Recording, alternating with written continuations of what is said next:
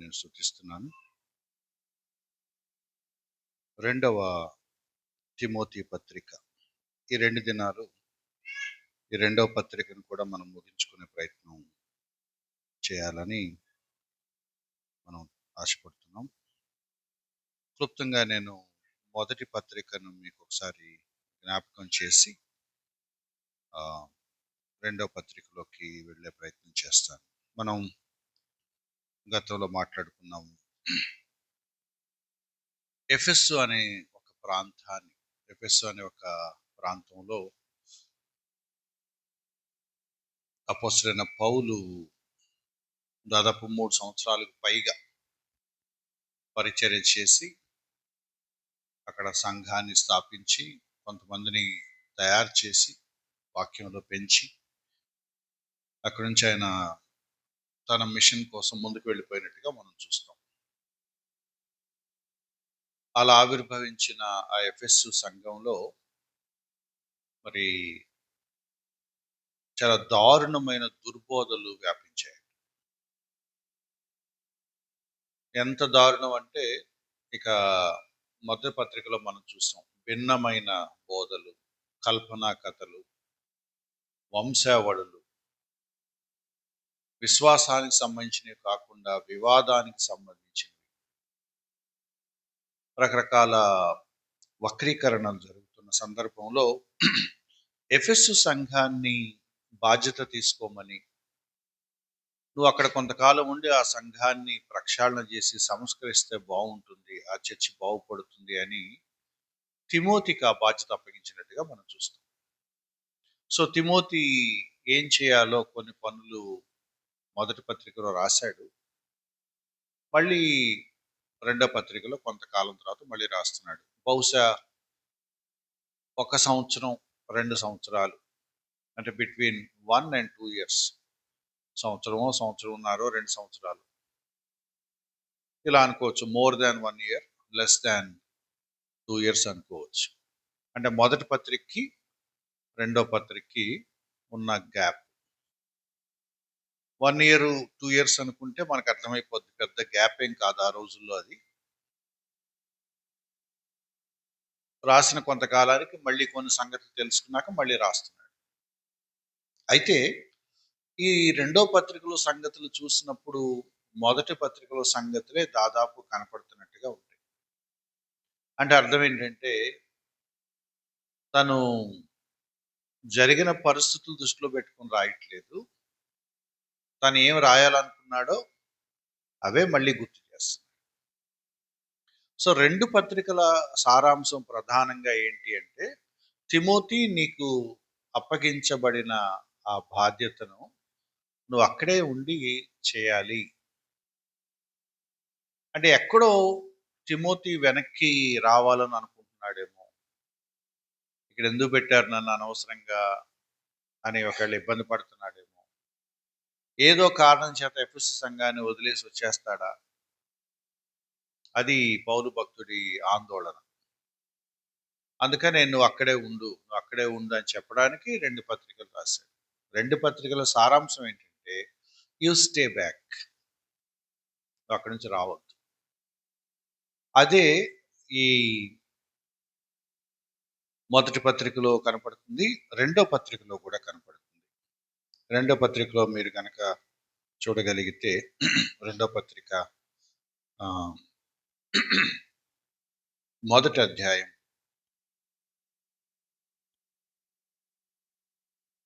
3వ వచనం, నా ప్రార్థనల యందు ఎడతెగక నిన్ను జ్ఞాపకం చేసుకొనుచు నీ కన్నీళ్లను తలంచుకొని.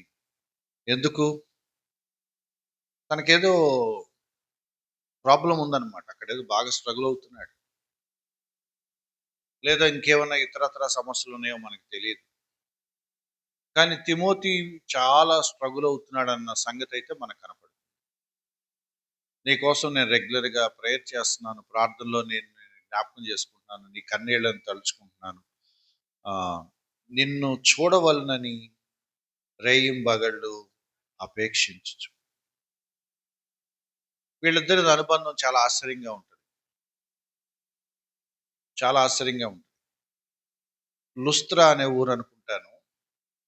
పరిచర్య నిమిత్తం నేను వెళ్ళినప్పుడు నాకెవరైనా సహాయకరంగా దొరుకుతారా అని అడిగితే, ఇక్కడ ఒక తిమోతి అనే కుర్రోడు ఉన్నాడు తీసుకెళ్ళండి అని వాళ్ళు చెప్పినట్టు. వీళ్ళ తల్లిదండ్రులు పౌలు గారి వెంట పంపించడానికి వాళ్ళు సమ్మతిస్తే తన వెంట తెచ్చుకున్నాడు. అలా అలా అలా అలా సంవత్సరాలు పౌలు భక్తుడితో తిరిగేశాడు. అలా ప్రారంభమైన అతని జీవితం మెల్లగా క్లోజ్ అయిపోయాడన్నమాట. దైవ సేవకుడు వెనకాల సహకారిగా బయలుదేరిన వ్యక్తి తర్వాత తర్వాత వాళ్ళిద్దరికీ ఒక అనుబంధం ఏర్పడింది. మాట్లాడుకోవటం, కలిసి ప్రయాణాలు చేయటం, కలిసి ఒకే చోట ఉండటం, కలిసి శ్రమలు అనుభవించటం, కలిసి చెరసాలకు వెళ్ళటం, కలిసి దెబ్బలు తినటం. ఇక మంచైనా చెడైనా ఇద్దరు కలిసి తిరిగారు. వాటిలో వాళ్ళకు ఒక బాండ్ ఏర్పడింది. పత్రికలు మనం చూస్తూ ఉంటే రకరకాల పదాలు కనపడతాయి. నా కుమారుడైన తిమోతి అని రాస్తాడు ఒక చోట ఇట్లాంటి పత్రికల్లో. మై సన్, నా కుమారుడు, నా ఆత్మీయ కుమారుడు అన్నట్లుగా.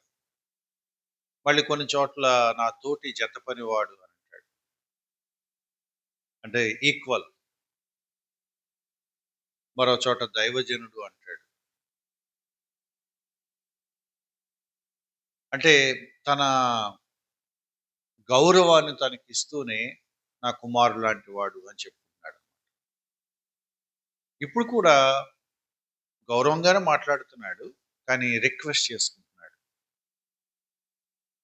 తను చెప్పాలనుకున్న రిక్వెస్ట్ చేసుకుంటున్నాడు. ఇక్కడ తన కన్నీళ్లను జ్ఞాపకం చేసుకుని తన సాక్ష్యాన్ని గుర్తు చేసుకుంటున్నాడు. తర్వాత క్లుప్తంగా తన సాక్ష్యాన్ని కూడా గుర్తు చేసుకున్నాడు. ఒక మాట అది కూడా మనం చదువుకుంటే మంచిది. ఏంటంటే, ఆ విశ్వాసము మొదట నీ అవ్వ అయిన లోయలోను, నీ తల్లి అయిన యూనికేలోను వసించాను. ఇది బాగా ఇంపార్టెంట్ వచనం అన్నమాట. ఎందుకు మనం మాట్లాడుకుందాం, ఎందుకైనా మంచిగా దొరుకుతుందేమో ఒకసారి చూస్తాను. అపోస్తల కార్యాలు 16వ అధ్యాయం అనుకుంటాను. అపోస్తల కార్యాలు 16వ అధ్యాయం. అపోస్తల కార్యాలు 16వ అధ్యాయం మొదటి వచనం. పౌలు దెర్బేకును లుస్త్రాకును వచ్చెను. అక్కడ తిమోతి అని ఒక శిష్యుడు ఉండెను. అతడు విశ్వసించిన ఒక యూదురాలి. రెండవ వచనం కూడా చదువున్నాను. రెండవ వచనం. ఆ ఆ ఏంటి మంచి పేరు పొందటం అంటే?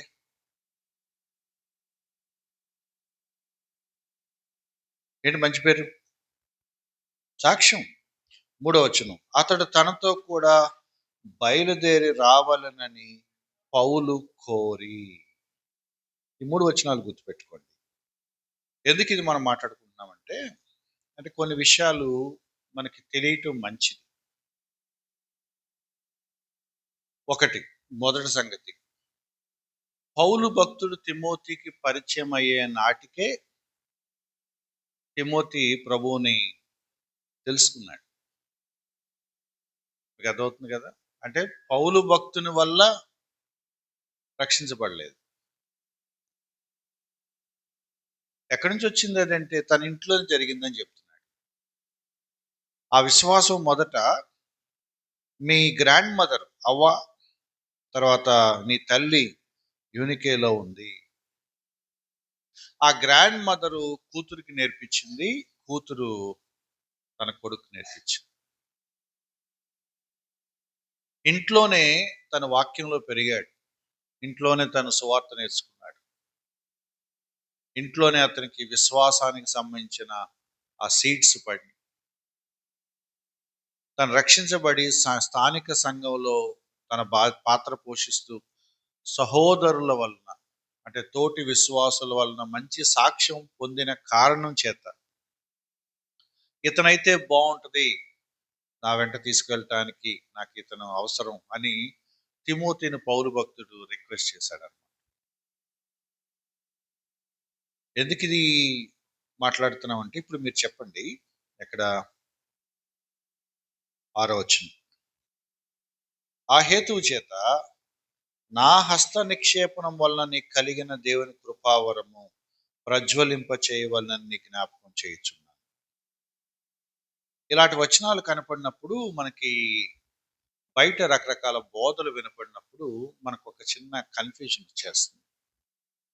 ఈ వచనం చదవగానే మనకేమనిపిస్తుందంటే, నా హస్త నిక్షేపణం వలన నీకు కలిగిన దేవుని కృపావరం. అంటే మనకేమనిపిస్తుంది చదివినప్పుడు, పౌలు భక్తుడు హస్త నిక్షేపణం చేసినప్పుడు ఏమైందట? తిమోతికి కృపావరం వచ్చిందట. అలా జరుగుద్దా అంటే జరగచ్చు, కాదంటానికి మనం ఎవరు? అపోస్తులకి దేవుడు ఆ హక్కు ఇచ్చాడు, అధికారం ఇచ్చాడు. అపోస్తులు చేసినప్పుడు అది జరుగుద్ది. అయితే దీన్ని కొంతమంది ఎక్కడి దాకా తీసుకువెళ్ళారంటే, అపోస్తలుకి అధికారం ఉంది, ఇప్పుడు మాకు కూడా ఉంది అంటున్నారు. ఇక కొంతమంది ఈ పని మీదే ఉన్నారు. పౌలు భక్తుడు ఎంతమంది తల మీద చేతులు కూడా ప్రార్థన చేశాడో మనకు తెలియదు, కానీ వీళ్ళ పనే ఇక తల మీద చేతులు పెట్టడం. ఆడు చేయి పెడతాడు, ఈడు పడిపోతాడు, ఆడు చేయి పెడతాడు, ఈడు పడిపోతాడు. ఏమో పడిపోతా లేపి మరీ పడేస్తున్నారు. అదేంటో మరి అర్థం కాదు. పడిపోయిన వాడు లేపకుండా లేపాక మళ్ళీ తోసేస్తారు. తోసేసి కానీ లేపడం ఎందుకు? సరే, దీనివల్ల వాళ్ళకి ఏమైనా వచ్చిందంటే వాళ్ళకి ఏమి రాలేదు. నాకు తెలిసి ఒళ్ళు నొప్పులు వస్తాయి, అంతే కదా? మరి ఎట్లా అర్థం చేసుకోవాలి ఇలాంటి వచనాలు అన్నప్పుడు, ఆల్రెడీ నేను మీకు ఇప్పుడు 2 వచనాలు చూపించాను. ఏంటి? అసలు పౌలు భక్తుడు పరిచయం అవ్వక మునిపే తిమోతి రక్షించబడ్డాడని ఒకటి చూపించాను. ఎక్కడి నుంచి వచ్చింది? తన ఇంట్లోనే తనకి జరిగిందని వచ్చింది. ఇంకొక 2 వాక్యాలు చూపిస్తాను. ఇంకొక 2 వాక్యాలు. ఒకటి కొరింథీయులకు రాసిన పత్రిక. కొరింథీయులకు రాసిన పత్రిక 2వ పత్రిక. కొరింథీయులకు రాసిన 2వ పత్రిక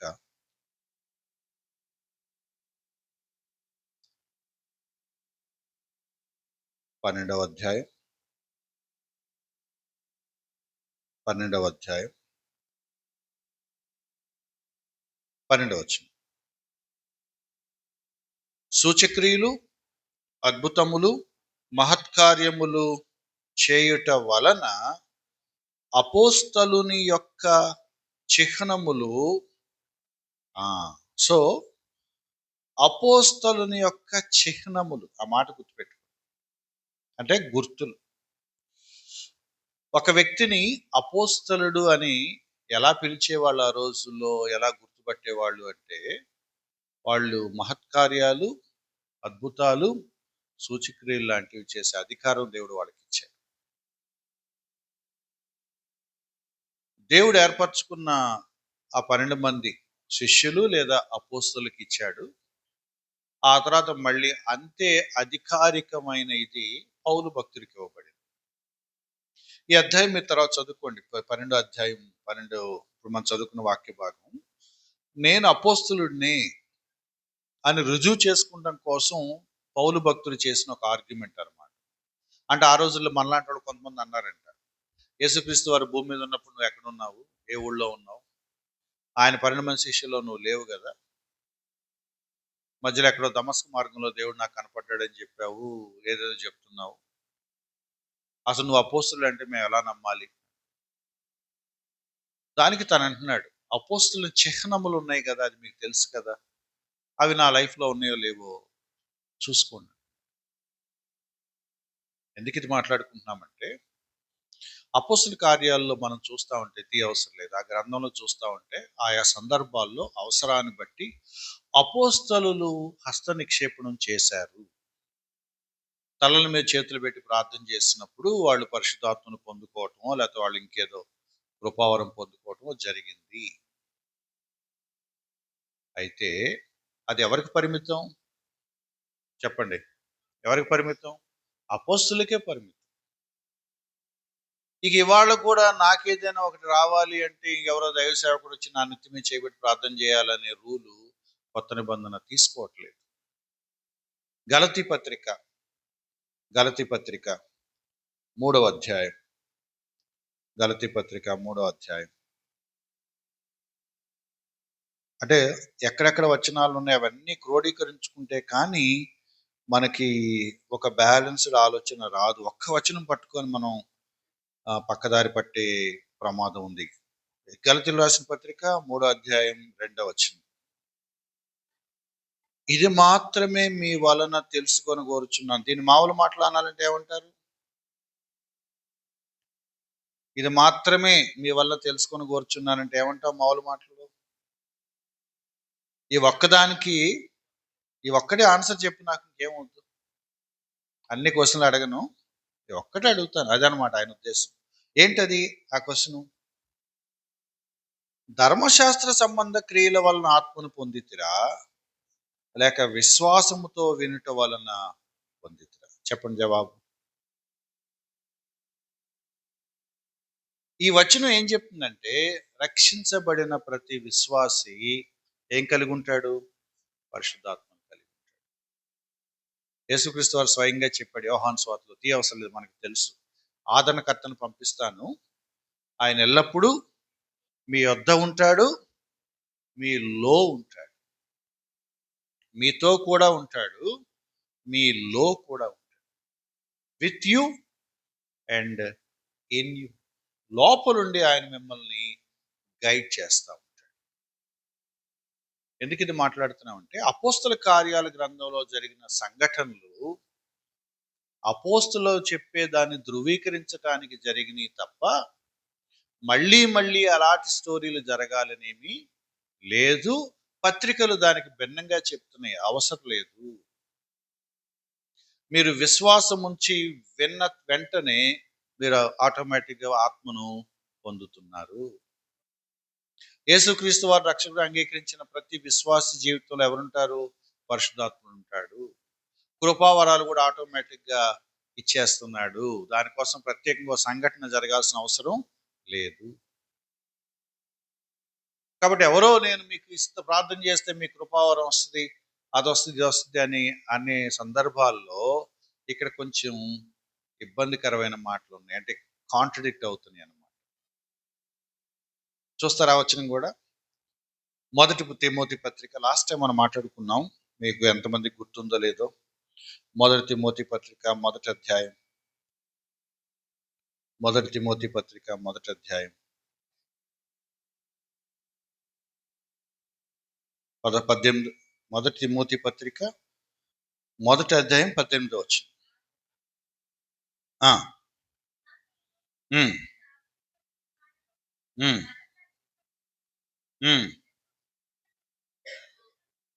ఏంటంట? నిన్ను గూర్చి ముందుగా చెప్పబడిన ప్రవచనముల చొప్పున ఈ మంచి పోరాటం పోరాడవలనని. ఏంటంటే ఈ వచనం సారాంశం? పౌలు భక్తుడు తిమోతి గురించి మాట్లాడుతూ ఉన్నాడు. తిమోతి, నీకు గుర్తుందా, నీ గురించి అంతకుముందే ఆల్రెడీ కొంతమంది ప్రవచనాలు చెప్పారు. ఏమని చెప్పారు? ఒక మంచి పోరాటం పోరాడు అంటే దేని గురించి చెప్తున్నాడు? ఎఫ్ఎస్సి సంఘంలో ఉండి ఫైట్ చేయాలని చెప్తున్నాడు కదా, బోధల విషయంలో, దుర్బోధల విషయంలో. దాన్ని నీకు బోధించే వరం ఉంది కదా తిమోతి, ఆల్రెడీ ప్రవచనాల ద్వారా కొంతమంది దాన్ని కన్ఫర్మ్ చేశారు కదా నీకు ఆ వరం ఉందని. దాన్నే నేను ఇప్పుడు ఎఫ్ఎస్సి సంఘంలో వాడమని చెప్తున్నాను. నాకెందుకు సార్ ఎఫ్ఎస్సి సంఘం పనులు అని నువ్వు అనొద్దు. ఎందుకు? నీకు కాని పని ఏం చెప్పట్లేదు నేను, నువ్వు చేయగలిగిన పనే చెప్తున్నాను. ఆ బోధించే సామర్థ్యం దేవుడు నీకు ఇచ్చాడు. ముందుగా చెప్పబడిన ప్రవచనాల ప్రకారమే ఈ బాధ్యత నేను నీకు అప్పచెప్తాను. మీరు ఇప్పుడు ఆలోచించండి, డాట్స్ కనెక్ట్ చేసుకోండి. తిమోతి కృపావరం ఎక్కడి నుంచి వచ్చింది? పోనీ లైన్లో వద్దాం. తిమోతికి ఉన్న కృపావరం ఏంటి? బోధించే వరం. అబద్ధ బోధనని ఫైట్ చేయాలి. ఎక్కడి నుంచి వచ్చింది అది?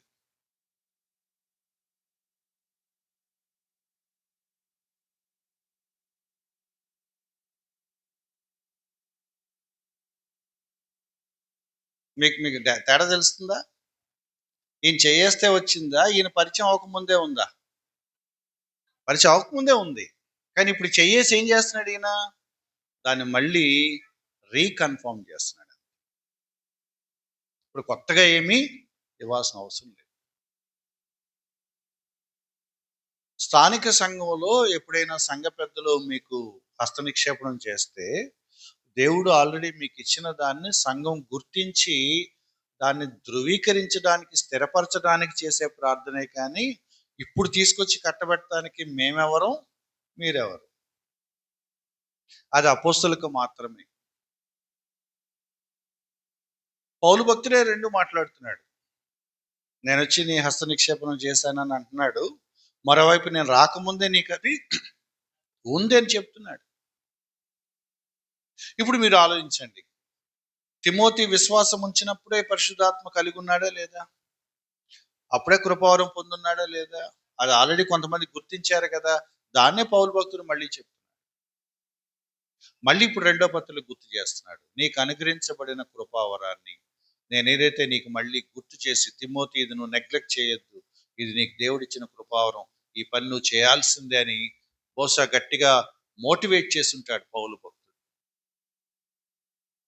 అపోస్తులు ప్రార్థన చేస్తే కృపావరాలు అనుకరించబడటం ఉన్నాయి, కాదని అంటలేదు.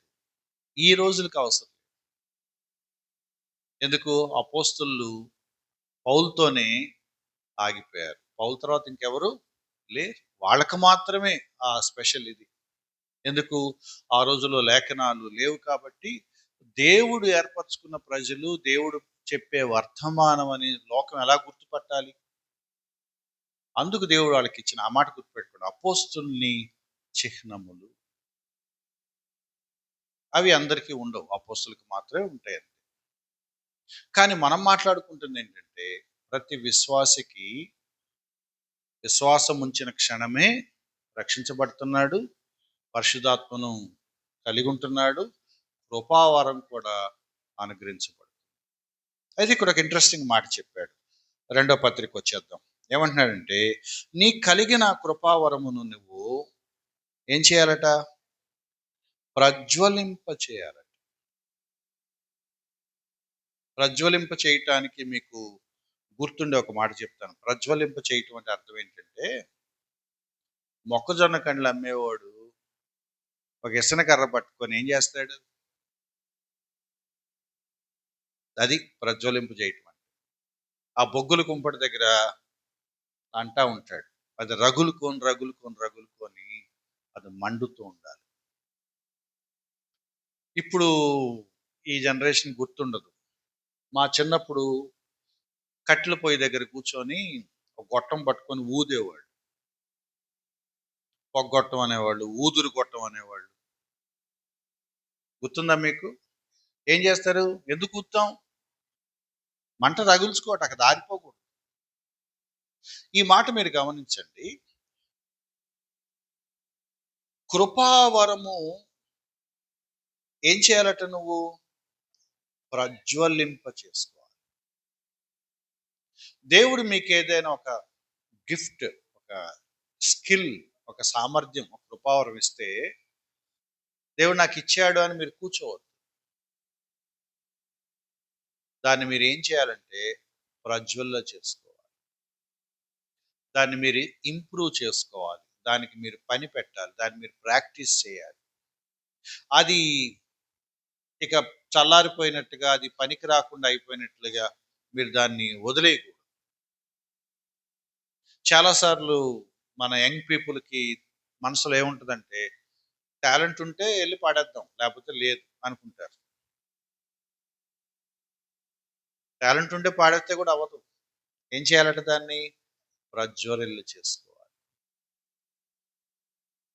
ఫ్యాన్ ఇంటూ ద ఫ్లేమ్ అన్నారు ఇంగ్లీష్లో. అంటే ఒక చిన్న స్పార్క్ని నువ్వు ఇలా రగులు కొల్పి దాన్ని ఏం చేయాలంటే ఒక పెద్ద ఫ్లేమ్ లాగా తయారు చేసుకోవాలి. దాన్ని మండేలాగా చేసుకోవాలి. దేవుడు నీకు ఏదైనా ఒక చిన్న తలాంత్ ఇస్తే ఆ తలాంతు నువ్వేం చేయాలంటే ప్రాక్టీస్ చేయాలి. చేస్తా ఉంటే అది ఒక మంచి కృపావరం లాగా తయారవుతుంది. దాని మీద మనసు పెట్టమని చెప్తున్నాడు. నేను మళ్ళీ గుర్తు చేస్తున్నాను, తిమోతికి ఉన్న వరం ఏంటి? బోధించే వరం. ఇప్పుడు ఆ బోధించే వరాన్ని ఏం చేయాలి తిమోతి? బహుశా దాన్ని ఇంకా చేయాలి. మనకు ఉందండి, ఇక మనం ప్రిపేర్ అవసరం లేదు, వెళ్ళి మాట్లాడటమే అని అనకూడదు. ఏం చేయాలి? మళ్ళీ ప్రిపేర్ అవ్వాలి, చదువుకోవాలి, నేర్చుకోవాలి, అప్డేట్ అవ్వాలి, తెలుసుకోవాలి. ఎవరో ఒక సినిమా సింగర్ ఒక ఆమె ఉంది, బాగా భారతదేశం అంతా పేరు తెచ్చుకుంది. రోజుకి 3 గంటలు 4 గంటలు పాటలు ప్రాక్టీస్ చేస్తారు. ఇవాల్టికి అది ఫ్లైట్లో కూర్చున్నా గొణుగుతూ ఉంటుంది, బాత్రూంలో కూర్చున్నా గొణుగుతూ ఉంటుంది, కిచెన్లో ఉన్నా గొణుగుతూ ఉంటుంది. రోజుకి 3-4 గంటలు ప్రాక్టీస్ చేస్తూ ఉంటుంది, పాడుతూ ఉంటుంది. ఎందుకు? మీరు చెప్పండి. సినిమా సింగర్ రోజుకి 3 గంటలు 4 గంటలు ఎందుకు ప్రాక్టీస్ చేస్తారు? పాడుతుందిగా, ఆల్రెడీ పేరు వచ్చేసిందిగా, మళ్ళీ ప్రాక్టీస్ ఎందుకు ఇంకా? ఇంకా బాగా పాడాలి.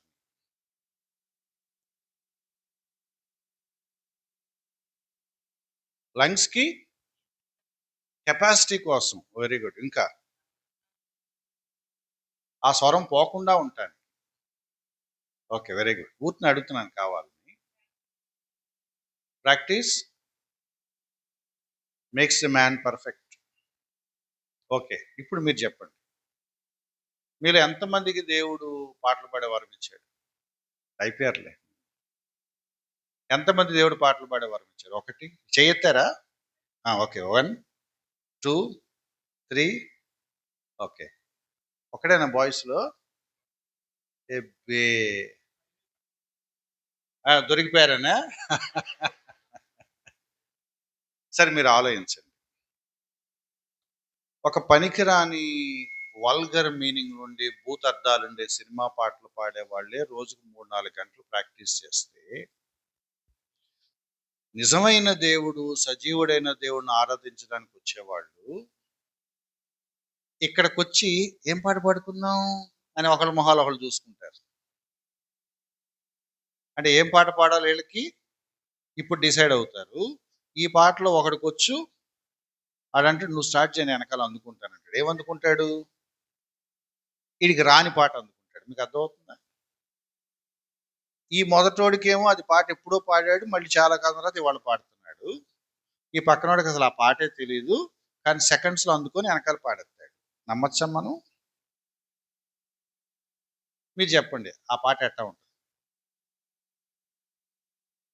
ఆ పాట ఎలా ఉంటుంది చెప్పండి? అవునా? నేను ఉదాహరణ చెప్తాను.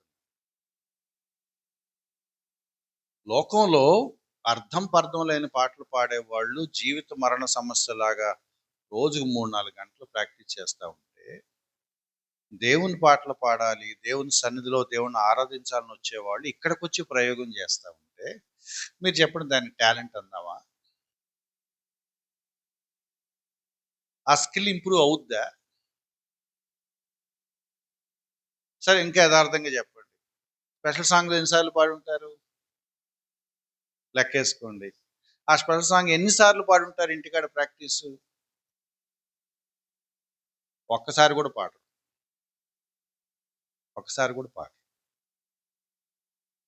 అంటే మనకు ఆ సీరియస్నెస్ లేదు. బెస్ట్ ఇవ్వాలి దేవుడికి. దేవుడు ఏదైనా ఒక పని ఇచ్చినప్పుడు బెస్ట్ పర్ఫామ్ చేయాలి. ఈ వచనం మీకు అర్థమవుతుందా? నీకు ఏ కృపావరం ఇవ్వబడిందో తిమోతి, దాన్ని ప్రజ్వరిల్ల చేసుకో, అది రగులు కొలుపుకో, దాని మీద మనసు పెట్టు, దాని మీద కూర్చో. ఎందుకు ఇచ్చాడు ఆ కృపావరం? ఏదో కారణం ఉంది. రక్షించబడిన ప్రతి విశ్వాసికి పరిశుద్ధాత్ముడు ఆయా కృపావరాలు వారి వారి విశ్వాసం పరిమాణం చొప్పున తన చిత్తానుసారంగా ఇస్తాడని మాట్లాడుతున్నప్పుడు, చాలా మందికి లేని ఒకనొక కృపావరం నీకుంది. అది ఎందుకుంది తెలియదు. ఒక ఆమెను అడిగాను నేను, "నువ్వు బా పాటలు పాడుతున్నావమ్మా" అన్నాను. మంచిగా స్వరం ఉంటే అంటే, "ఏదో అన్న బాత్రూమ్‌లో అప్పుడప్పుడు గొణుగుతా ఉంటానంది." మీరు చెప్పండి, బాత్రూమ్‌లో గొణగటానికి టాలెంట్ అవసరమా? నాలాంటోడు కూడా బాత్రూమ్‌లో గొణుగుతాడు. దానికి సింగింగ్ టాలెంట్ ఎందుకు? Anyone can hum in bathroom. దానికి సింగర్ అవ్వాల్సిన పని లేదు. కానీ ఎవ్వరికీ లేని ఒక స్వరం దేవుడు నీకిస్తే అర్థం ఏంటి?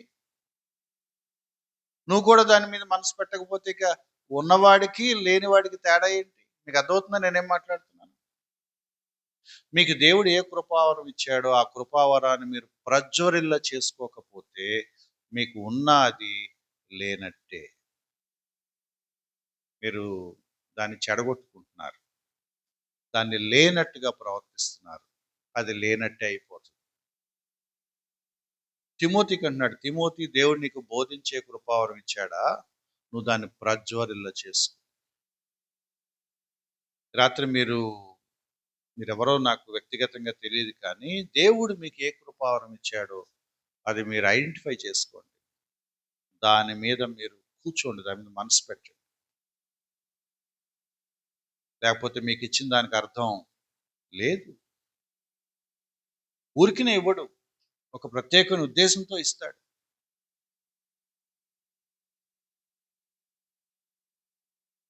ఆయన, ఆయన పేరు నాకు మర్చిపోయాను. ఒక సువార్త గాయకుడు.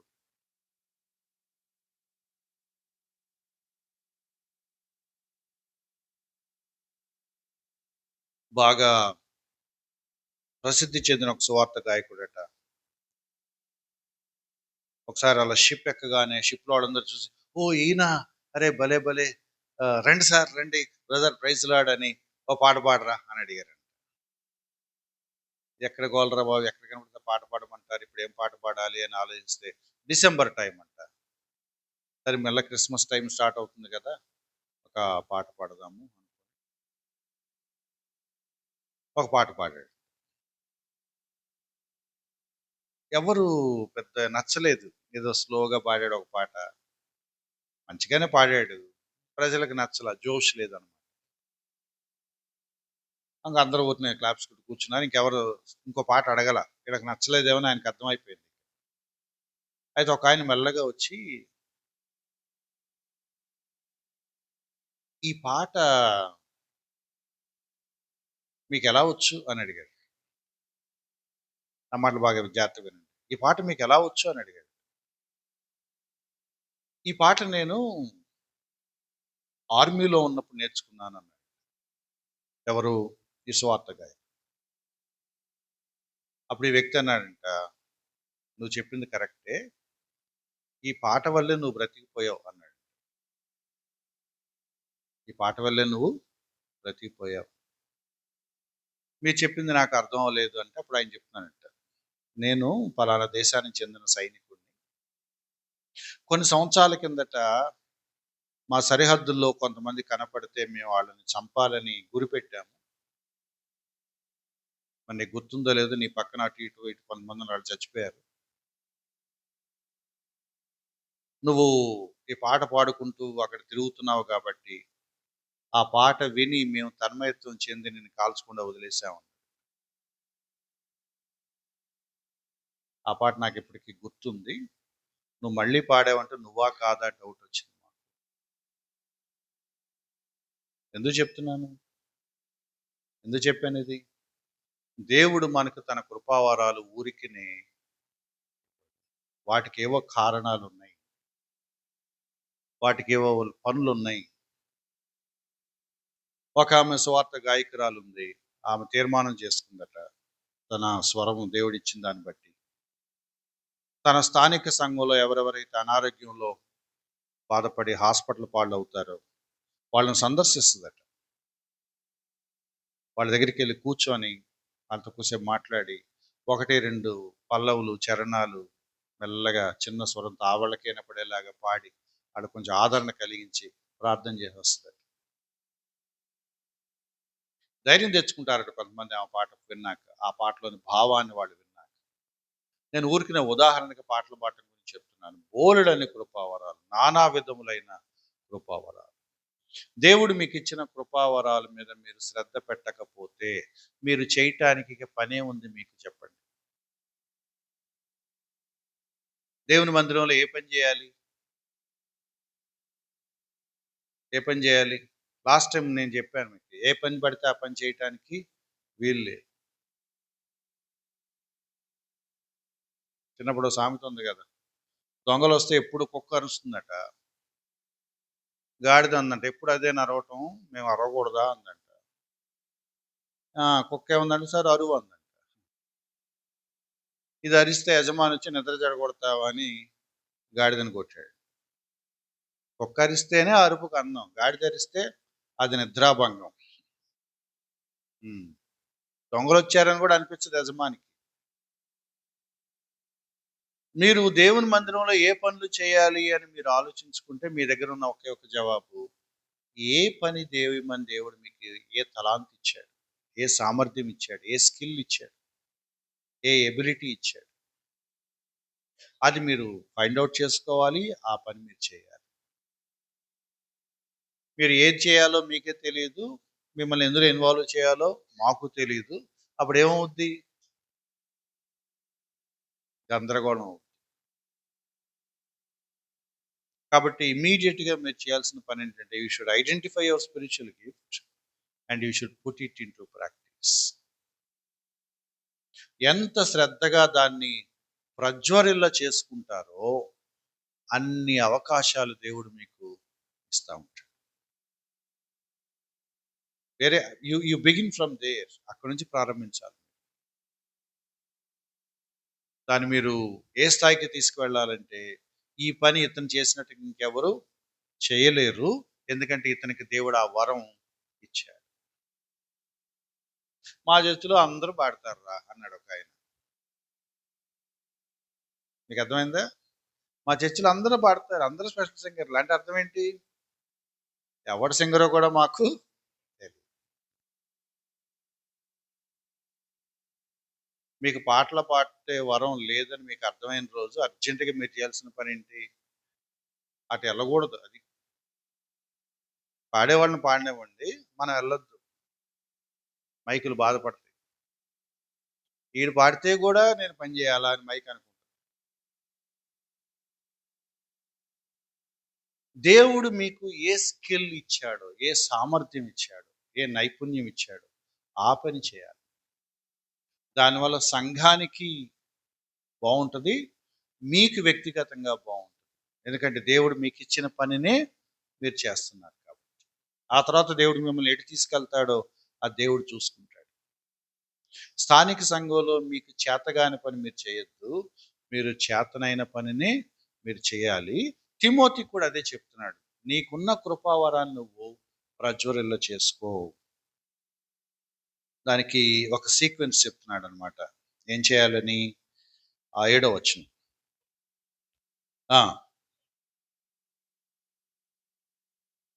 ఎప్పుడైతే తన కృపావరం ఏంటో తిమోతికి అర్థమైపోయిందో, ఇప్పుడు తిమోతి దాని మీద శ్రద్ధ పెట్టాలి.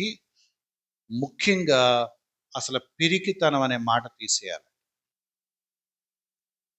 నేనేం చేస్తాను, నా వల్ల ఏమవుతుంది అనే మాటలు వాడకూడదు ఇక్కడ. దేని బట్టి అంటే, ఇందాక మాట్లాడుకున్నాం, విశ్వాసం ఉంచిన ప్రతి వ్యక్తికి దేవుడు తన పరిశుద్ధాత్మను ఇచ్చాడు. లోపల ఉన్న పరిశుద్ధాత్మ మనకు ధైర్యాన్ని ఇస్తాడు కానీ పిరికితనాన్ని ఇవ్వడు. స్పిరిట్ ఆఫ్ కరేజ్ అన్నారట. స్పిరిట్ ఆఫ్ ఫియర్ కాదు, స్పిరిట్ ఆఫ్ కరేజ్ అన్నారు, లేదా స్పిరిట్ ఆఫ్ పవర్ అన్నారు. కాబట్టి 7వ వచనం ఏమంటాడంటే, మీరు సిగ్గుపడాల్సిన పని లేదు, మీరు భయపడాల్సిన పని లేదు, పెరిగితనంగా మీరు ఉండాల్సిన అవసరం లేదు. పరిశుద్ధాత్మ ఆ శక్తిని, ఆ ధైర్యాన్ని మీకు ఇస్తాడు కాబట్టి మీరు బోల్డ్గా పని చేసుకుంటూ వెళ్ళిపోవచ్చు. ఎందుకు ఈ పని చేస్తున్నావు అని ఎవరైనా అడిగితే, బికాస్ ఈ వరం దేవుడు నాకు ఇచ్చాడు, నేను దాన్ని సాధన చేస్తున్నాను, ఇంప్రూవ్ చేసుకుంటున్నాను, ఎక్సెల్ అవుతున్నాను. But given by God. దేవుడు ఇచ్చాడు కాబట్టి అది బాగుంటుంది. నువ్వు దాని మీద కష్టపడుతున్నావు కాబట్టి ఇంకా బాగుంటుంది. భయపడాల్సిన పనేమి లేదట. అయితే తిమోతికి ఇచ్చిన వరం బోధించే వరం కాబట్టి నిన్నెవరైనా విమర్శిస్తారేమో, నిన్నెవరైనా తప్పుపడతారేమో, నీతో ఎవరైనా వాగ్వివాదం చేస్తారేమో, నీతో ఎవరైనా గొడవ పెట్టుకుంటారేమో, నిన్నెవరైనా విమర్శించి తక్కువ చేస్తారేమో, కించపరుస్తారేమో, చాలా మాటలు పడాల్సి వస్తుందేమో, నువ్వు భయపడద్దు. సత్యం బోధించడానికి దేవుడు నిన్ను ఏర్పరచుకున్నాడు కాబట్టి నువ్వు ధైర్యంతో ఆ పని చేయమని చెప్తున్నాడు. దాని కింద వచ్చిన మీరు చూస్తే సిగ్గుపడద్దని చెప్తున్నాడు. ఒకవేళ శ్రమ పడాల్సి వస్తే శ్రమ పడమని కూడా చెప్తున్నాడు. చూస్తారు 8వ వచనం. ఉమ్, ఉమ్, ఉమ్. చదువమ్మా. ఉమ్.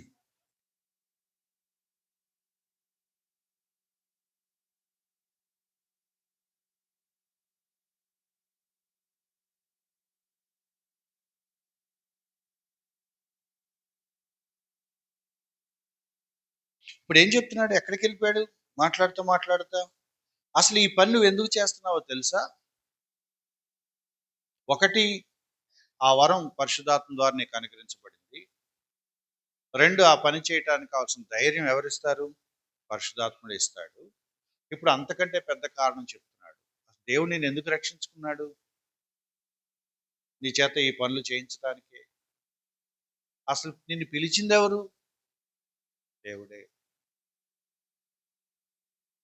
నిన్ను పిలిచింది ఎవరు? దేవుడే.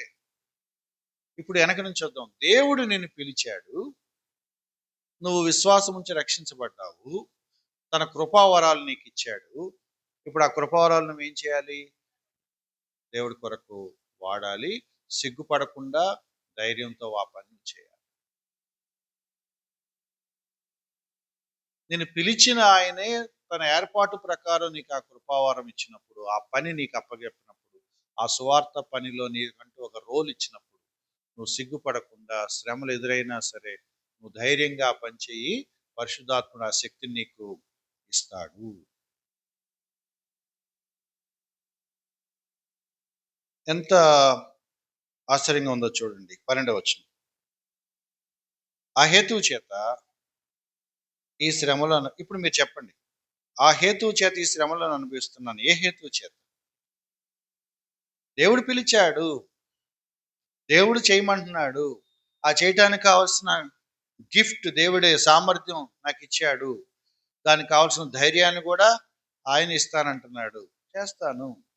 సంఖ్యలలో ఉన్నాడట, చెరసాల్లో ఉన్నాడట. ఆపేశాడా? ఆపల. నేను సిగ్గుపడట్లేదు. ఏం జైల్లో ఉన్నారా పౌలు గారు? ఏమేమి మర్డర్ చేశారా, దొంగతనాలు చేశారంటే? లేదు లేదు, నేను సువార్త ప్రకటించాను. వాళ్ళు వద్దంటున్నారుగా, మరి ఎందుకు చేస్తారు మీరు అంటే, నన్ను పిలిచింది వాళ్ళు కాదు బాబు. ఎవరు? నేను సిగ్గుపడట్లేదు, ఏదో తక్కువ స్థాయి పనిలాగా నేను అనుకోవట్లేదు. దేవుడిచ్చిన పని చేయమంటున్నాడు, నేను చేస్తున్నాను. ఆర్డర్ చూడండి.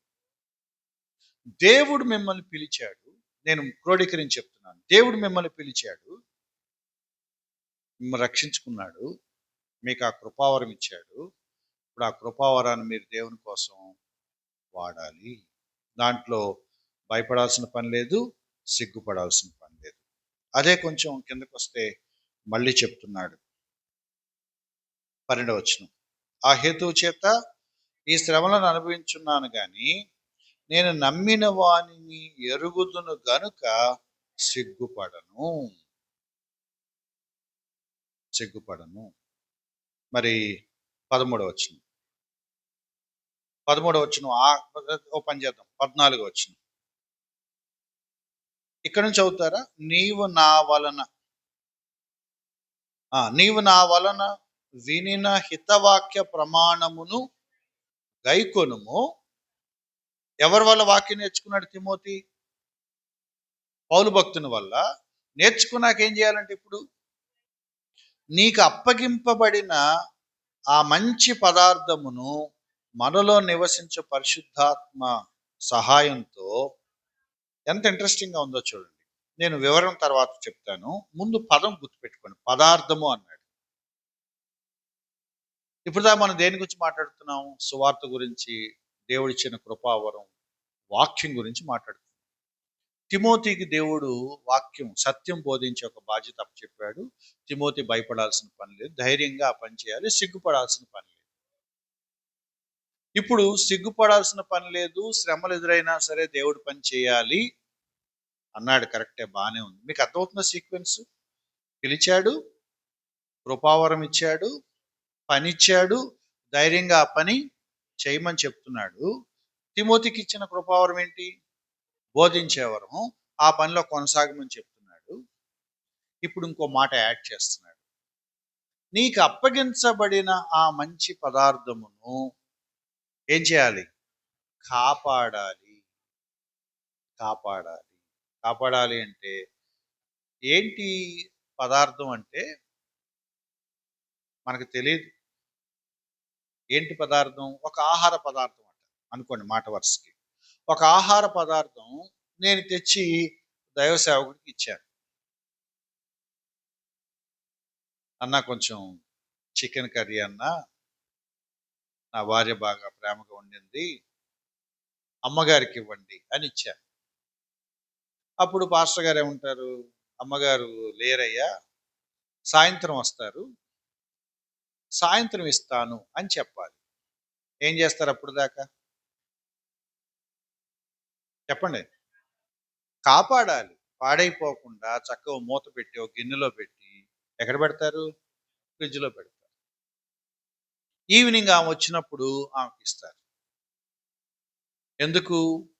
ఏ ఉద్దేశంతో మేము ఆ కూర వండుకొని ఇచ్చామో అది అందాల్సిన వాళ్ళకి అందాలి.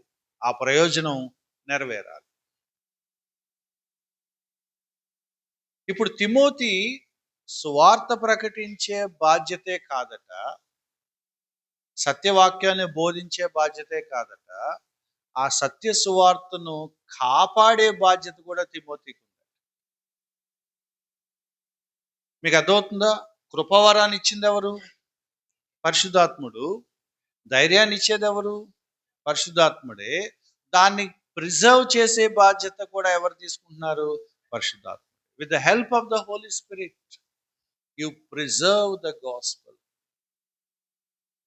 నీకు అప్పగించబడిన ఆ వాక్యం, ఆ సువార్త, ఆ సత్య సందేశం ముందు జనరేషన్స్ కి పాస్ ఆన్ చేయి. అది పాడైపోకూడదు, కలుషితం అవ్వకూడదు, వాళ్ళు వీళ్ళు దాన్ని చెడగొట్టకూడదు. దాన్ని కలుషితం చేసేసి కలిపి తీసేసి పాడు చేసిన సందేశం వద్దు. మొదటి నుంచి దేవుడు మనకి ఏది నేర్పించాడో దాన్ని అలాగే జాగ్రత్తగా వేరే వాళ్ళకు కూడా నేర్పించే బాధ్యత ఇప్పుడు తిమోతికి. మీకు అర్థమైందా సీక్వెన్స్? ఇప్పుడు నా వలన వినిన, ఏమన్నాడు చూడండి, ఆ లైన్ చూడండి. హితవాక్యము, శ్రేష్టమైన స్వచ్ఛమైన వాక్యం పౌలు భక్తుడు నేర్పించాడు. ఎవరు నేర్చుకున్నారు? తిమోతి నేర్చుకున్నాడు. ఇప్పుడు తిమోతి ఆ వాక్యాన్ని ప్రిజర్వ్ చేసి మళ్ళీ ఇంకొంతమందికి నేర్పించాలి. ఎక్కడి నుంచి ఎక్కడికి వెళ్ళిందో మీకు సీక్వెన్స్ అర్థమవుతుందా? మీరు మీరు ఫాలో అవుతున్నారు అనుకుంటున్నాను. దేవుడు నాకు ఏ కృపావరం ఇచ్చాడో అది నేను గుర్తుపట్టి దానిని ప్రజ్వరిల్ల చేసుకోవాల్సిన వ్యక్తిగత బాధ్యత మొదలుకొని మెల్లగా నెక్స్ట్ జనరేషన్స్కి స్వచ్ఛమైన వాక్యం పాసాన్ చేసే ఒక బాధ్యత కూడా మనకి ఇచ్చాడు. చాలా ఆశ్చర్యంగా అనిపిస్తుంది. పౌలు భక్తుడు లేదా అపోస్తులు పత్రికలు రాసి, తిమోతి లాంటి వాళ్ళు, తీతు లాంటి వాళ్ళు, ఫిలేమోన్ లాంటి వాళ్ళు కొంతమందికి ఉత్తరాలు రాసి వాళ్ళకి నేర్పించి, వాళ్ళు నేర్చుకొని వాళ్ళు ఇంకెవరికో నేర్పించి, వాళ్ళ దగ్గర కూడా నేర్చుకొని వాళ్ళు ఇంకెవరికో నేర్పించి, మీరు చెప్పండి, మీకు ఈ వాక్యం ఎక్కడ నేర్చుకున్నారు? మీరు మీ స్థానిక సంఘంలో మాట వరుసకి ఎవరు నేర్పించారు మీకు? మీ దైవ సేవకుడు నేర్పించాడు. ఊరిని లాజికల్గా ఆలోచించండి. ఆయనకి ఎవరు నేర్పించారు? ఇంకెవరో, దానికి ఒక స్టోరీ ఉంది ఆయన దగ్గర. ఆయన దగ్గర ఎవరి దగ్గర, వాళ్ళకి ఎవరు నేర్పించారు? వాళ్ళని గైడ్ చేసిన వాళ్ళు, వాళ్ళని కౌన్సిల్ చేసిన వాళ్ళు. 2000 సంవత్సరాలుగా ఈ సిస్టమ్ వెళుతా ఉంది. One on one, one on one, one on. అపోస్తలు ఏ సిస్టమ్ అయితే ఫాలో అయ్యారు, అపోస్తలు ఏ సత్యాలు అయితే నమ్మారు, అదే మేము కూడా పాటిస్తున్నామని అనటానికి కారణం ఏంటంటే తరతరాలుగా ఆ బోధ ఆ సిద్ధాంతం, ఆ ప్రమాణం వెళతా ఉంది. మీరు నేర్చుకున్న వాక్యం లాంటి పద్ధతులు మీ పిల్లలకి రాలేదనుకోండి, ఎవరిది తప్పు? మీ దగ్గరే అయిపోయింది. వాళ్ళ గ్రాండ్ మదర్ వాక్యం నేర్చుకుందట, కూతురికి నేర్పించిందట, కూతురు కొడుక్కి నేర్పించింది. ఇప్పుడు పౌలు భక్తుడు అంటున్నాడు, తిమోతి అది నీ దగ్గర ఆగిపోకూడదు. ఆ మంచి పదార్థం నువ్వు కాపాడి నువ్వు మళ్ళీ వేరే వాళ్ళకి పాస్ ఆన్ చేయాలి. ఇది కూడా చూపించి నేను సమ్మప్ చేస్తాను. మళ్ళీ మన వెనక్కి వస్తే బాగోదు. రెండో అధ్యాయంలో రెండో వచనం. నీవు అనేక సాక్షుల ఎదుట నా వలన వినిన సంగతులు ఇతరులకు బోధించుటకు సామర్థ్యం గల నమ్మకమైన మనుషులకు, చూసారా ఎంత స్పష్టంగా ఉందో. ఇక్కడ కొంచెం విడగొడతాను. ఎవరు నేర్పించారు? మీరు జాగ్రత్తగా చెప్పండి. ఒక హింట్ ఇస్తాను. పౌలు భక్తుడు తిమోతికి నేర్పించాడు. తిమోతి ఇంకెవరికో. ఆ క్రమం మీరు చూడండి. ఎంతమంది ఉన్నారో చెప్పండి నాకు.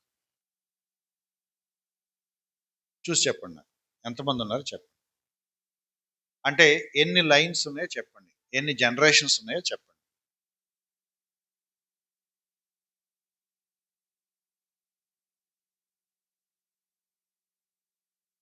ఎవరు? 4 జనరేషన్స్ అట. మీకు తగిలినాయా 4? 3 తగిలినాయి. అదే అందుకే అడిగాను. 4 3 కాదు. నేను చదువుతున్నాను, మీకు అర్థం అవుతుంది. నా వలన వినిన సంగతులు. ఎవరు? పౌలు వాళ్ళు ఎవరు విన్నారు? తిమోతి విన్నాడు. తిమోతి ఇప్పుడు ఏం చేయాలి? చివరి నుంచి వద్దాం. నమ్మకమైన మనుషులకు అప్పగించాలట. తిమోతి ఇప్పుడు ఏం చేయాలి?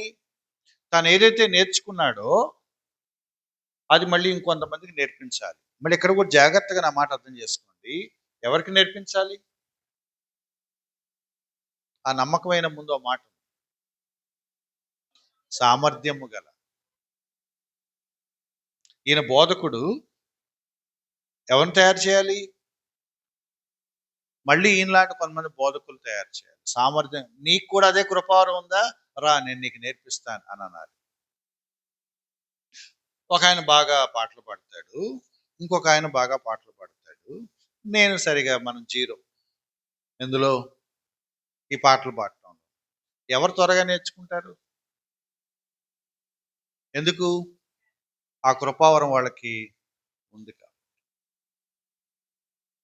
ఎవరు పడితే వాళ్ళు నేర్పిస్తే ఉపయోగం లేదు. సామర్థ్యం కలిగి ఉండాలి, నమ్మకమైన వాళ్ళే ఉండాలి.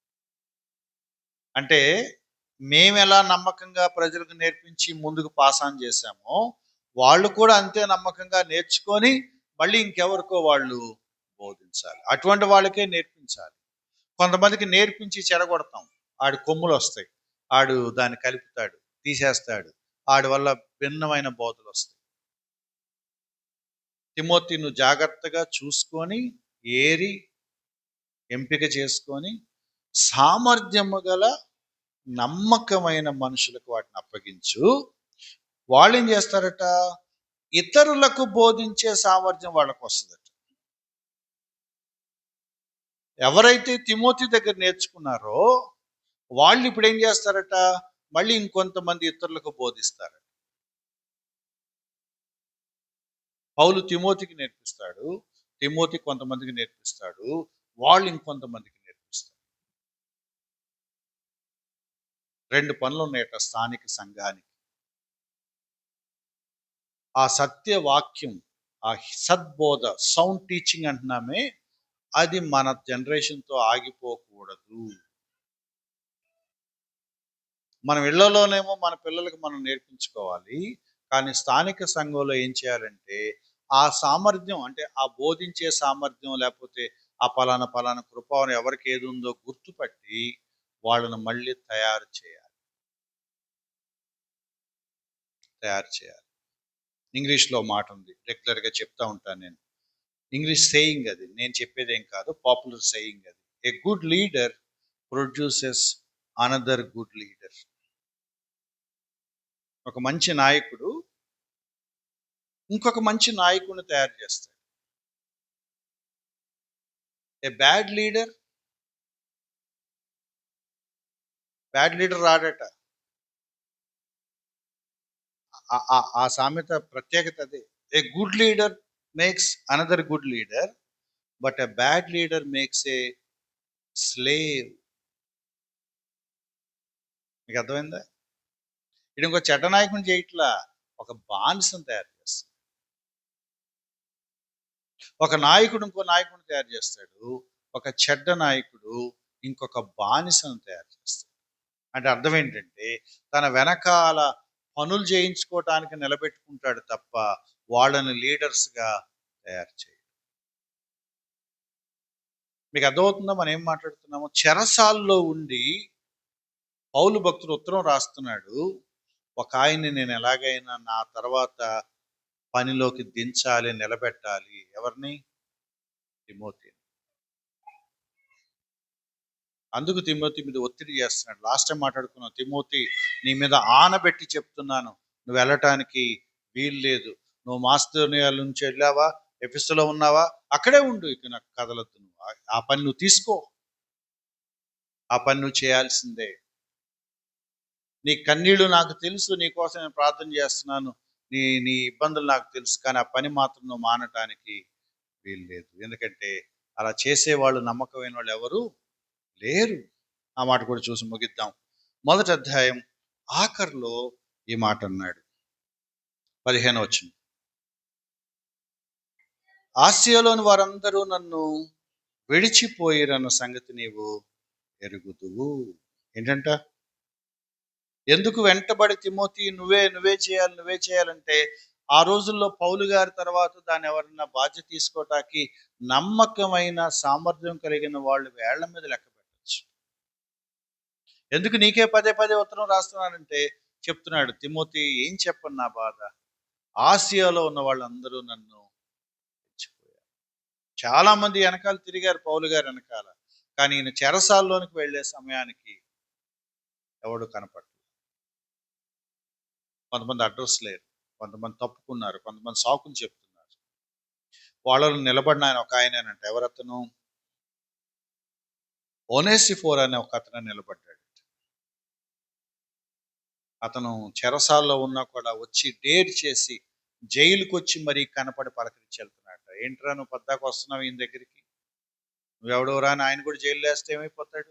వెనక్కి కూడా రాడు, వెళ్ళినోడు వెళ్ళినట్టే. కానీ డేర్ చేసి వెళ్తున్నాడు, ప్రతిసారి ప్రాణాలు తెగించి వెళ్తున్నాడు. అనేక పర్యాయంలో అతను నన్ను విజిట్ చేశాడని చెప్తున్నాడు. కాబట్టి ఈ మాట చూడండి, ఎంత ఎంత ఎమోషనల్గా ఉంటుందంటే, 15వ వచనం. ఆసియాలోని వారందరూ నన్ను విడిచిపోయిరను సంగతి నీ వెరుగుదువు, నీకు తెలుసు కదా అన్నాడు. అంటే మన మాటలో చెప్పాలంటే, ఏం చేయను తిమోతి, ఇక ఎవరున్నారు, నువ్వు కూడా చేయకపోతే ఎట్లా అంటున్నాడు. See the situation. Local church, స్థానిక సంఘానికి ఒక బాధ్యత ఉంది. నేను పర్సనల్ టు కాంగ్రిగేషన్, వ్యక్తిగత స్థాయి నుంచి సంఘం స్థాయి వరకు కనెక్ట్ చేసి మాట్లాడుతున్నాను. దేవుడు నాకేం కృపావరం ఇచ్చాడో నేను తెలుసుకొని ఏం చేయాలి, దాన్ని ప్రజ్వరల చేసుకోవాలి, దాన్ని నేను కష్టపడి ప్రాక్టీస్ చేయాలి, అభివృద్ధి చేసుకోవాలి, మెరుగులు పెట్టుకోవాలి. ఎందుకంటే దాని పట్ల దేవునికి ఒక ప్రత్యేకమైన ఉద్దేశం ఉంది, నేను దాన్ని చేయాలి. ఆ చేసే క్రమంలో దేవుడు నాకు ఇచ్చే అవకాశాల విషయంలో నేను సిగ్గుపడకూడదు, ప్రతికూల పరిస్థితులు వస్తే భయపడకూడదు, నేను ధైర్యంగా పని చేయాలి. ఎవరు సహాయం చేస్తారు నాకు? పరిశుద్ధాత్ముడే సహాయం చేస్తారు. ఇది పర్సనల్ లెవెల్. అండ్ చర్చ్ లెవెల్లో విశ్వాసులు అందరూ కలిసి చేయాల్సిన మరొక పని ఏంటంటే, ఈ సత్య బోధ, ఈ సత్య సువార్త మన తరంతో ఆగిపోవటానికి వీలు లేదు. It should be passed on. ఆ మంచి పదార్థమును ప్రిజర్వ్ చేయాలి. మీకు తెలుసా, పౌలు ఉత్తరాలు ఇవాళ మనం చదువుకుంటున్నాం. ఇప్పుడు ఈ పత్రిక పౌలు రాసిందేనా? చెప్పండి. పౌలు రాసిందేనా? 2000 సంవత్సరాల కింద ఒక ఆయన రాసిన ఉత్తరం ఇవాళ మనం చదువుతున్నామంటే ఎవరు ప్రిజర్వ్ చేశారు వీటిని? చర్చ్ ప్రిజర్వ్ చేసింది. 25,000 మ్యాన్స్క్రిప్ట్స్ ఉన్నాయట ఇవాళ మ్యూజియంలో, కొత్త నిబంధనకు సంబంధించి 25,000 దాచారు. ప్రపంచంలో ఏ పుస్తకానికి లేనన్ని చారిత్రక ఆధారాలు బైబిల్కి ఉన్నాయి.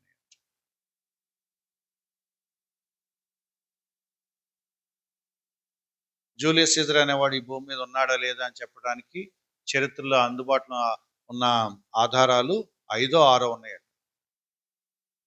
5-6 మ్యాన్స్క్రిప్ట్ చూసి ఉంటాడా అంటున్నారు. అరిస్టాటిల్ అనేవాడు ఉన్నాడా లేదా లెక్కేట ఒక 10 దొరికినాయట. ఉండుంటాడు అంటున్నారు. మీరు అనుకునే రోమియో జూలియట్లు ఎక్కడ ఉన్నాయో లేవో ఎవరికి తెలియదు. కానీ కొత్త నిబంధనకు సంబంధించి, యేసుక్రీస్తు వారికి సంబంధించి, అపోస్తులకు సంబంధించి, సంఘాలకు సంబంధించి 6 కాదు, 10 కాదు, 100 కాదు, దాదాపు 26,000 మోర్ దాన్ 25,000 మ్యానుస్క్రిప్ట్స్ ఉన్నాయి. సంఘ ట్రెడిషన్ అన్నమాట. ప్రిజర్వ్ చేసుకొని ఇవాళ నాలంటి వాడు చేదు మీకు బోధిస్తూ ఉంటాడు. ఎలా నమ్మాలి ఇది బోధ? ఇదిగో ఇందులో చూసుకుందాం. ఇది కరెక్ట్ అని మీకు ఎలా తెలుసు? దీని ముందు పబ్లిష్ చేసి చూద్దాం. దాని ముందు ఎవరు ప్రింట్ చేశారు చూద్దాం. మార్టిన్ లూథర్ ఏ పుస్తకం చదివాడు? అది కూడా ఉంది. అంతకుముందు ఏం చదివాడు? అది కూడా ఉంది. అది నిజంగా అసలు పౌలు డైరెక్ట్గా ఏం రాశాడు? అదిగో ఆ కాపీ కూడా ఉంది, చూసుకోండి. ఆ మంచి పదార్థమును కాపాడి ప్రిజర్వ్ చేసుకుంటూ వస్తున్నారు. చరిత్రలో కొంతమంది బైబిల్ని తిరగరాసేసిన వాళ్ళు, కల్పించి రాసి సొంత బైబిల్ తయారు చేసుకున్న వాళ్ళు కూడా ఉన్నారు. జాగ్రత్త పడమని చెప్తున్నారు. యోసేపును ఎరగని తరం ఒకటి వచ్చింది. చదువుతాం కదా మన నిర్గమాకాండం. ఒక టైం వచ్చాక ఈజిప్ట్లో ఇశ్రాయేల్ పరిస్థితి ఏంటంటే, మన గ్రాండ్ ఫాదర్ ఒకటి ఉండాలిరా యోసేపు అని, ఐగుప్తుని ఏలేశాడు అని చెప్పుకుంటాం కూడా వాళ్ళకి తెలియదంట. ఉన్నాడని కూడా తెలియదంట. వీళ్ళకేమైనా గుర్తుండొచ్చు, ఐగుప్తులకి అసలు గుర్తే లేదంట. యోసేపు ఎవరు అంటున్నారు. ఎందుకు? దాన్ని ఎవరు ప్రిజర్వ్ చేయలేదు. మనకు కూడా ఈ ప్రమాదం ఉంది. అది మనం మాట్లాడుకుంటాం. మనకు కూడా ఈ ప్రమాదం ఉంది. మనం బతికేస్తాం, దేవుణ్ణి నమ్ముకున్నాం, మందిరానికి వస్తున్నాం, సహవాసంలో ఉన్నాం, ఉద్యోగాలు చేసుకుంటాం, చిన్న చిన్న పనులు చేసుకుంటాం, కుటుంబాలు చూసుకుంటాం, బ్రతికేస్తున్నాం, వెళ్ళిపోద్ది. మన పిల్లలు, మనం అనుకునేలాంటి ఒక మంచి సహవాసం మన పిల్లలు దొరుకుతుందా? వాళ్ళు పెరిగి పెద్దాక ఏ సహవాసానికి వెళ్తారు? ఎక్కడ వాక్యం నేర్చుకుంటారు? ఏ భిన్నమైన బోధలు వింటారు? ఎలా తయారవుతారు? బయట మనం చూస్తున్నాం, యేసుక్రీస్తు దేవుడు కాదని మాట్లాడే ఒక జనాంగం తయారయ్యారు. ఆయన దేవుడు కాదంటున్నారు. మరి వాళ్ళేం క్రైస్తవులో నాకు అర్థం కాదు. వాడు క్రైస్తవులట, కానీ యేసుక్రీస్తు దేవుడు కాదట. మరి ఎట్లా? వేల మంది దాన్ని పాటిస్తున్నారు, వేల మంది దాన్ని వెంబడిస్తున్నారు. రేపు మాపు మన పిల్లలు ఆ బోధకి అట్రాక్ట్ అయ్యి అక్కడ కనపడితే మీకు ఏం చేస్తారు? ఎంత నష్టం! నిత్య నాశనానికి వెళ్ళిపోయే దుర్బోధలు మన పక్కన ఉన్నాయి. అవి అట్రాక్టివ్గా పనిచేస్తున్నాయి. అసలు మనమేమి నమ్ముతున్నామో మన నెక్స్ట్ జనరేషన్కి నేర్పించాలన్న ఆలోచన కూడా మనకి. మీదేంటి, మీ డాక్టర్ ఏంటి అంటే, డాక్టర్ మాకు ఎప్పుడు చెప్పరన్నా అంటుంది ఒక. మరి ఏం చెప్తారు? తెలియదు. ఆడేమో చెప్పేదే అబద్ధ బోధ, ఈయన అసలు బోధే చేయడట. ఏమైపోతారు వీళ్ళు? తిమోతికి చెప్తున్నాడు, తిమోతి నువ్వేం నేర్చుకున్నావో దానిని కాపాడు. నా వలన వినిన సంగతులు నువ్వు కొంతమందికి నేర్పించు, వాళ్ళు ఇంకొంతమందికి నేర్పిస్తారు. And this has to go on. ఇది ఒక జనరేషన్ టు జనరేషన్ వెళతా ఉంటుంది. మనందరం ప్రార్థన చేయాలి. ఏమనంటే ఆ హితబోధ, ఆ సౌండ్ టీచింగ్, ఆ ట్రూత్ ఏదైతే మనం అల్టిమేట్ ట్రూత్ అని అనుకుంటున్నామో అది మన దగ్గర ఆగకూడదు. మనం కొంతమందికి అది చెప్పాలి, కొంతమందికి అది నేర్పించాలి, ప్రిజర్వ్ చేయాలి. అందుకు పుస్తకాలు రాశారట, అందుకు గ్రంథాలు రాశారట, అందుకు కొంతమందిని కూర్చోబెట్టి నేర్పించారట. అప్పుడు కొంతమంది అంటూ ఉంటారు, ఏ పని బాట ఉండదు, మాట్లాడితే బైబిల్ స్టడీలు పెట్టుకుంటారు. ఇక పాస్టర్ గారి పని ఉండదు, విశ్వాసులకి పని ఉండదు. ఏ పద్దాకి మళ్ళీ మొదలెట్టారా బైబిల్ స్టడీలు? మొదలు పెట్టం కాదు, అది చేస్తానే ఉంటాం. ఎందుకు? This has to go on. అది మేము నేర్చుకోవాలి, అందరూ నేర్చుకోవాలి, మా తర్వాత వాళ్ళు కూడా నేర్చుకోవాలి. ఇది వెళతానే ఉంటుంది. చాలా మందికి అర్థం కాదు. ఏముంటుంది, మా ఫ్రెండ్ అడిగాడు, ఏముంటుందిరా వారం వారం చర్చికి వెళ్తారు. నా క్లాస్మేట్ అడుగుతున్నాడు అనమాట, వారం వారం చర్చికి వెళ్తారు, ఏం చేస్తారు చర్చిలో? ఏమంటారు మాట్లాడు, ఆదివారం వస్తే చాలు వెళ్ళిపోతానంటావు. యూనివర్సిటీలో ఉన్నప్పుడు ఆదివారం సెలవు వచ్చేది ఫ్రెండ్స్కి, కొన్ని టైం దొరికేది ఫ్రెండ్స్తో తిరగటానికి. నేను ఆదివారమే మాయమైపోయాను. వాళ్ళు అడిగాడు, ఏముంటుంది పద్దాకి ఎప్పుడు వెళ్ళి చర్చికి, ఒక వారం ఉండవా ఇక్కడ అని. అమ్మో చర్చి పోతుంది. ఏముంటుంది చర్చిలో అంటే ఏం చెప్పను వాళ్ళకి. వాళ్ళు ఏమనుకుంటారు తెలుసా, అక్కడికి వెళ్ళి కూర్చొని వచ్చేస్తారు, ఏముండదు అక్కడ అనుకుంటారు. కానీ ఇక్కడే ఉంటుంది, ఇక్కడ నేర్చుకునే ఒక ప్రక్రియ ఉంది. నేర్చుకునే ఒక ప్రక్రియ ఉంది. వారం వారం ఒక ఆయన వాక్యం చెప్తాడు, మనందరం ఆ బైబిల్ పట్టుకొని కూర్చొని వాక్యం నేర్చుకుంటాము. ఎంతకాలం? Life time. ఏ ఆదివారం వాక్యాన్ని పడకుండా ఉంటుంది మీకు? మీరు బర్త్డే పార్టీ అంటారు, మీ ఇంట్లో బర్త్డే ఫంక్షన్, కృతజ్ఞత కూడిక, వచ్చి వాక్యం చెప్తాడు ఎవరో ఒకడు. ఎవరో చనిపోయారంటారు, ఒక ఆయన వాక్యం చెప్తాడు. ఎవరో పెళ్ళి అంటారు, వాక్యం చెప్తారు. హాస్పిటల్లో ఉన్నారంటారు, వాక్యం చెప్తారు. డిశ్చార్జ్ చేశారంటే కూడా వాక్యం చెప్తారు. ఎంట్రీ గోల లోకానికి అర్థం ఏముంటుంది చెప్పడానికి అనుకుంటారు వాళ్ళు. మనం ఏమనుకుంటాం, ఎంత చెప్పినా ఇది 66 గ్రంథాలు ఎప్పటికీ నాకు అవ్వట్లేదని మనం అనుకుంటాం.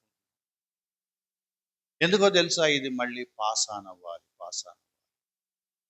ఒక తరానికి సంపూర్తిగా సంపుష్టిగా నేర్పిస్తే వాళ్ళు మళ్ళీ ఇంకొంతమందికి నేర్పించుకుంటూ వెళ్ళాలి. ఇంకొక వచనం చూపించి ముగిస్తాను, చిన్న బ్రేక్ తీసుకుందాం. మత్తయి సువార్త 28వ అధ్యాయం ఆఖరి వచనాలు. మత్తయి సువార్త 28వ అధ్యాయం ఆఖరి వచనాలు.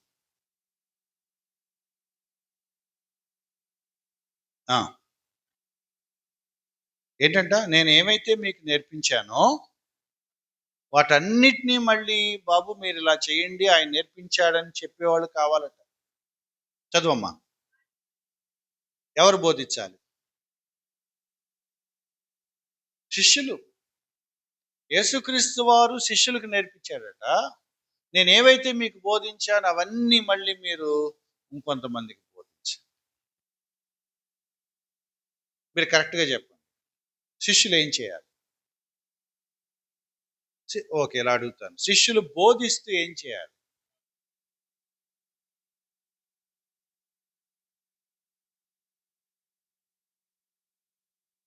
ఆజ్ఞాపిస్తూ ఏం చేయాలి?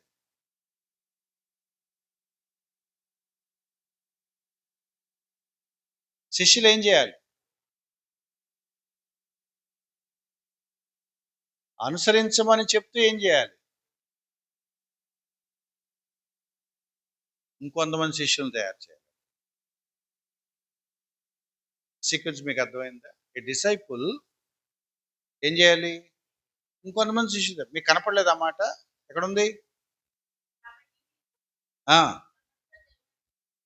అది మీరు వెళ్ళి సువార్త ప్రకటించి ఎవరైతే ఆ సువార్త వింటారో వాళ్ళు మీరు ఏం చేయాలి? శిష్యులు చేయాలి. మీరు సువార్త చెప్పగానే శిష్యులు ఎవరు వాళ్ళు? ఆ విశ్వాసం ఉంచిన వాళ్ళందరినీ కూర్చోబెట్టి ఏం చేయాలి? నేను ఏవైతే మీకు బోధించానో అవన్నీ వాళ్ళకి మీరు బోధించి వాటిని గైకొనమని వాళ్ళకి మీరు నేర్పించండి. Then you will make them disciples. అందుకే డాక్టర్ బిల్లీ గ్రాహం గారు ఈ మాట అన్నాడట, మారుమనసు పొందటం, రక్షించబడటం, మారుమనసు పొందటం 5% అట, 95% తర్వాత మిగిలి ఉందంట. ఏంటా 95% అంటే, శిష్యుడిగా తయారవు. నేర్చుకోవాలి. రక్షించబడటం అందరం చేస్తాం. 5% అయిపోయింది లైఫ్. మిగిలిన 95% ఉందట. ఏమంటారంటే దాన్ని డిసైపుల్‌షిప్ అంటారంట. శిష్యత్వం అంటారు. ఏమేం ప్రభువారు నేర్పించారో, అపోస్తలు ఏమైతే బోధించారో, అక్కడి నుంచి జనరేషన్ ఆ బోధలు వెళ్ళినాయో, ఇవాళ మనం ఏమి నమ్మాలో, ఏమి నమ్మకూడదో, ఏమి చేయాలో, ఇవన్నీ మనం క్షుణ్ణంగా నేర్చుకోకపోతే we can never become a disciple. So goal ఏంటంటే, నేను ముగిస్తున్నాను, సత్యం మన దగ్గర ఆగిపోకూడదు. ఒక మంచి నాయకుడు ఇంకో నాయకుడిని తయారు చేయాలి. ఒక శిష్యుడు ఇంకో శిష్యుడిని తయారు చేయాలి. ఒక బోధకుడు ఇంకొక బోధకుడిని తయారు చేయాలి. తల వంచి ప్రార్థన చేసుకుందాం. చిన్న ప్రార్థన చేసుకుందాం. దేవుడు మనకిచ్చిన కృపావరాన్ని మనం నిర్లక్ష్యం చేయకూడదు. దేవుడు మనకు నేర్పించిన సత్య